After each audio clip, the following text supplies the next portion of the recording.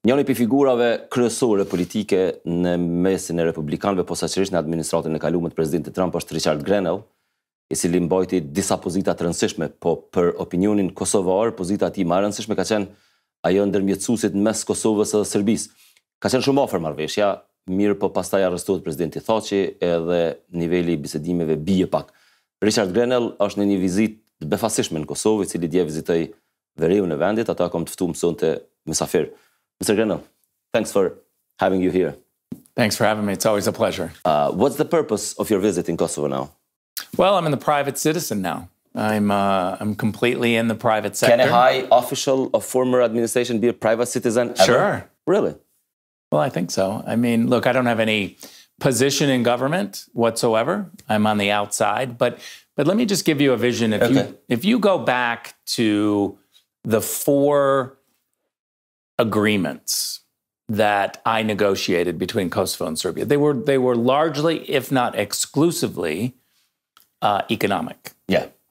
And that is a fundamental belief of what the Trump administration believed, is that governments put together structures and then the private sector must come in and invest.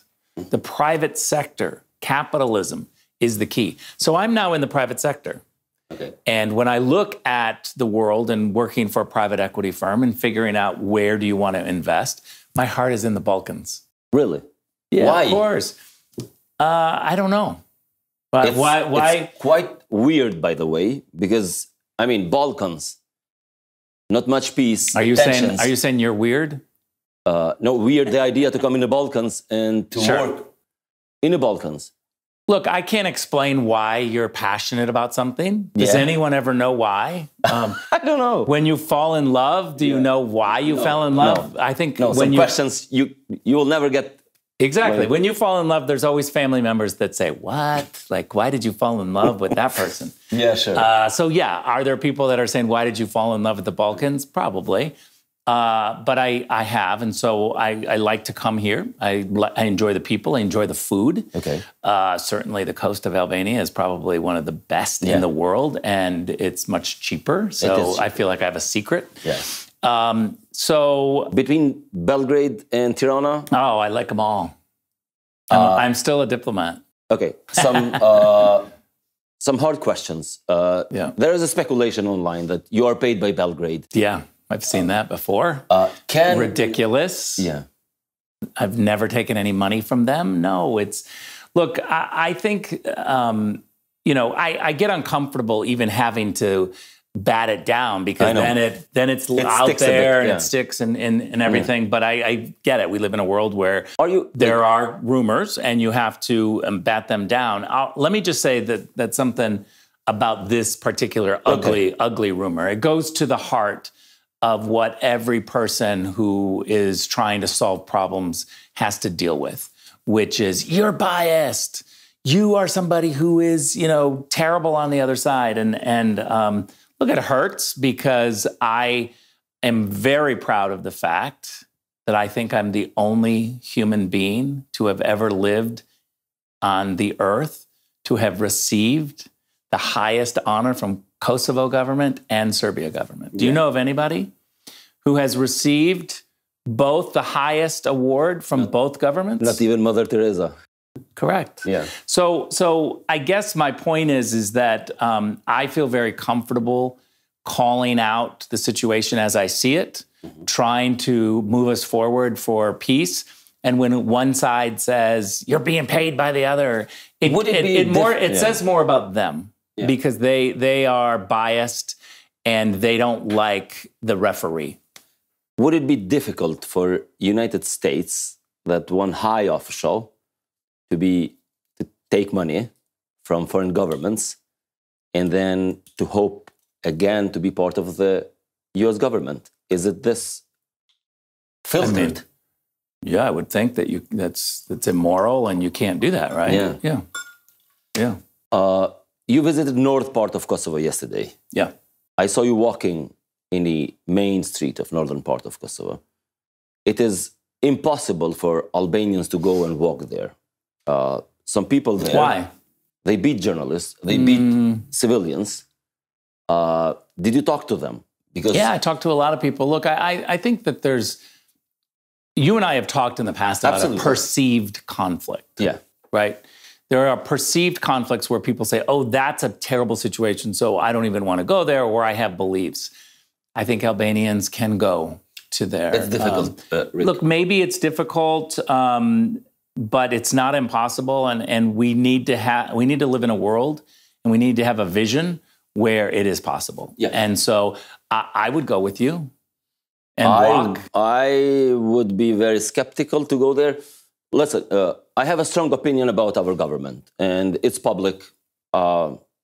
We share some same opinions regarding the situation, but what I would not agree with you is regarding approach that Serbian government has toward Kosovo, and especially President Vučić, who is his best friends are blacklisted by U.S. government, like Radojčić, Veselinović, and they control the north part of Kosovo. It's quite a difficult situation, Rick. Look, I'm super comfortable with the fact that you and I can be friends. Sure. And have different views. Absolutely. And on this particular issue, I think I'm more balanced than you. No. And here's why. Yeah. Let me just say this. I did not grow up in this region. Yeah. Wasn't born here. I don't have the same emotions that you do and that others do. I have total respect for that. Yeah. And I would even go so far as to say you probably have a way better understanding of the situation than I do. Mm-hmm. But there's a value. Okay. There is a value in having people who are not tied to the emotion look to the future. Yeah. And so am I going to do things that make you uncomfortable because you're looking at the past and saying, wait a minute, you don't know what they did or what whomever did? I get that. I respect that. And I don't want to come across as dismissive of that. Yeah. But I want you to also understand that you have that I have a value, and that you should look at the value that I bring to the table, which is I'm unemotional about the past, and I'm very emotional about the future. Did you talk ever to President Vučić, let's say, I think you have a good communication with him, as you had with Mr. Thaçi, and with Mr. Rama, for that matter. But he himself, we are not talking about Serbian people, about a specific guy. President Vučić was Minister of Information of Slobodan Milošević. He never made a clear distinction with his past. So many people were killed, not just in Kosovo, everywhere in the region, caused by Serbian army, bombed by NATO forces. He himself was in charge.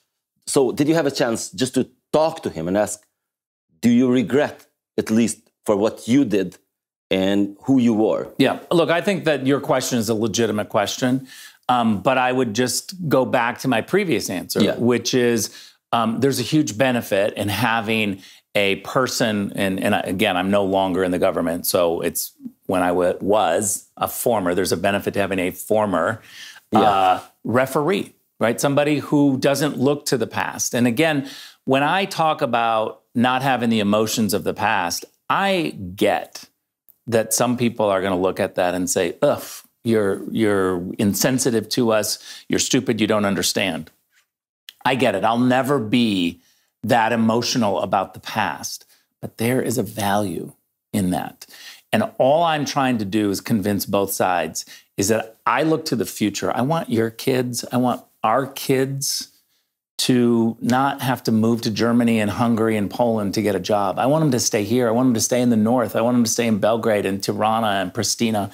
And I want people to say that we're working together to build an economy. Yeah. That perceived conflict that we have, many Western companies are not going to come here and build manufacturing plants and provide really good jobs because of a perceived conflict. One of the reasons why when I was doing this negotiation, that I was excited that we were moving forward and I started to talk about getting rid of NATO forces. Yeah. One of the reasons I wanted to do that is because I wanted to send a clear message to the Western companies that this was a place to come to. that you can hire really good people and that you don't have to worry about security. Yeah. And now, 3 years later, I've got a lot of people to blame. But 3 years later, we're in a worse situation. Here we are. We are adding NATO forces instead of taking away NATO forces. I have to say it. I'm a political person. I love Donald Trump, and this region was better under Donald Trump. I read your tweet yesterday. You mentioned that police officers that were arrested, kidnapped, hijacked, depend from who is saying, should be released immediately. Did you have a chance to talk to Serbian government on this matter? Are you mediating for these policemen to be released? The only thing that I'll say is, because I like to keep my conversations private, is yes, I have talked to them. That's all I'll say. Is there any hope that this matter will be solved? Rick Grenell always has hope. Really? Okay. Always. Let's go a bit back. While you were mediating officially from U.S. government, Trump administration. Former. How close we were, and did anything change after Thaci was arrested? Because we had an agreement with Hoti and Vučić. Was this the same agreement that you were mediating, or you just aimed a bit low when Thaci was not anymore? There was one key point that dropped off. What one? And that was that we had agreement to end the international court at The Hague and to bring the court cases back to each country. Now, we weren't getting rid of the cases. Okay. If anybody had a complaint, they should utilize the courts of Kosovo or the courts of Serbia. And so getting rid of that ICTY and The Hague and Jack Smith's job, getting rid of all those people who had cushy jobs at The Hague, was something that both sides agreed to. Wasn't easy, was difficult conversations, but I made that move internally in the U.S. government to say, we're going to do this, and that's when all hell broke loose. That's do you think that this was the reason why they hurried to arrest Thaci? Absolutely. They rushed because they did not want Donald Trump to get a win. They did not want to see this action of ending the courts. And look, my attitude back then, and it's different now because there's an indictment, but back then, my attitude was like, you've been investigating for decades. Yeah. It's time to stop. You clearly haven't been able to come up with anything specific. Okay. And look, I have a message from Bruce Schwartz, who was the point person at the Department of Justice, on my phone. And that was in January 29th of 2020. Saying what? And I won't go into details, but I will tell you that Bruce Schwartz made it clear that Jack Smith at The Hague was not happy that I was making a move to get the parties to agree to end this court. Now, look, some people watching are going to say, well, they couldn't unilaterally do it. You had to take it to the Security Council. We get that. But taking something like that to the Security Council with the full weight of the United States government, I think we had a good shot of getting rid of it. By the way, the American people are paying for the court. And after all these years of training judges in Kosovo, training judges in the region, it's time that we let the judges rise up. And by the way, the people of Kosovo, the people of Serbia should want this. This is a signal to the international community that you know how to deal with your own disputes. Is it absurd after 23 years to dig again, to go back? Yeah, of course it's absurd. And you want to know what the proof is? Yeah. The terrible indictment that's not specific, and the witnesses that are falling apart and kind of saying I was manipulated. I mean, Jack Smith's case against Hashim Thaci has fallen apart. Would someone in the United States be kept for 3 years Never. in a prison? Never. It's outrageous. And the Europeans should be outraged. The Germans should be outraged that this is happening, but they're not. They were arrested November. 3 years will be in this November. They have only 11 people witnessed until now. So they were kept 2 years in dark. And then for 2 or 3 months, they interviewed only 10 witnesses. how long this process will last, because they say they have 600 witnesses. So even if you win, they will be there for another 10 years. Look, I think it's shameful that the Biden administration and the Europeans are allowing this to happen, that you're letting someone be in prison for 3 years.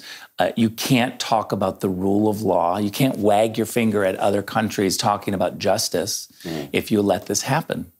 Did you ever talk to Thaçi while he was in prison? Did he ever call you? I don't want to go into details on that. Okay. What's going on in the United States? Are we going to see you again in administration if Republicans win? Look, we got one administration at a time. The Biden administration is fully in charge of the United States, and we'll have an election, and we'll have a very loud, dramatic, messy election like we always do. I'm looking forward to it. It looks tight. It looks tight.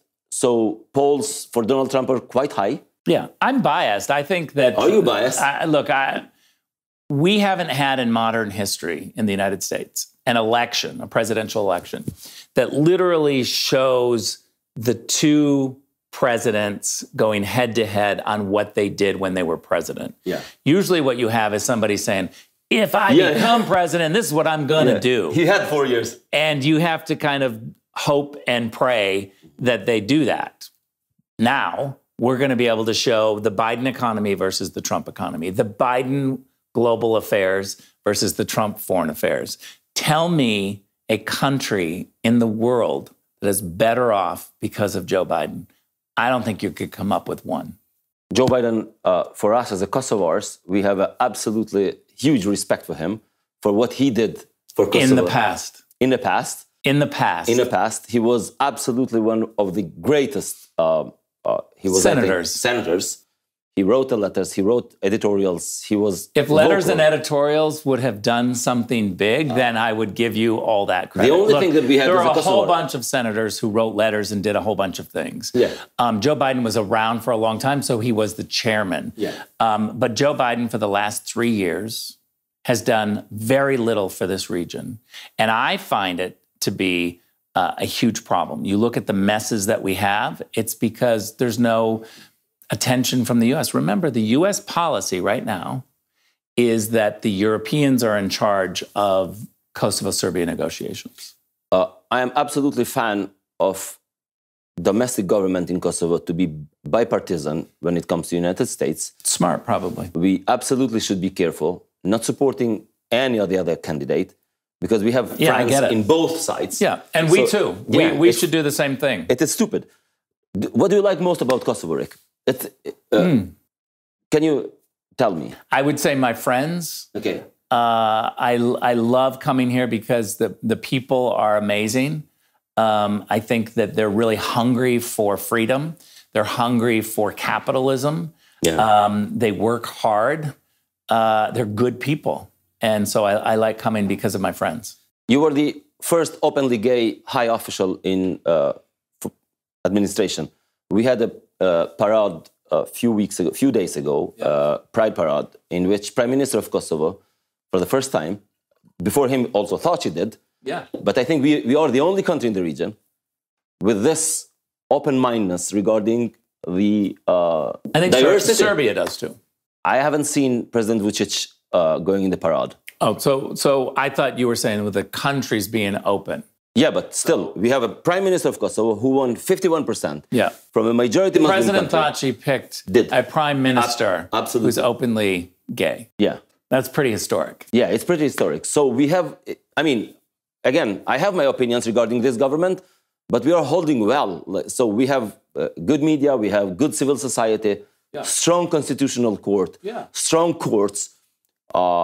If you compare with the countries in the region, I think we are stronger. In all indexes, we are stronger. Yeah. Look, I agree with you. And let me compliment Alvin Kurti on one thing. Good. Originally, when he was talking about weeding out corruption, yeah, it's fantastic. Yeah. It's really what needs to be done, and every single leader in the Balkans needs to talk about corruption. The problem is that he didn't do anything about it. He just talked about it.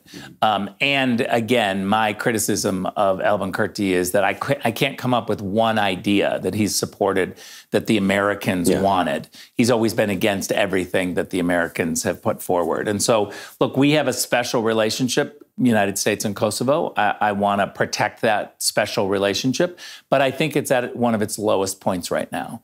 I haven't seen so many Republicans and Democrats condemning the prime minister of Kosovo. That's a problem, and I think it needs to be fixed. Last question.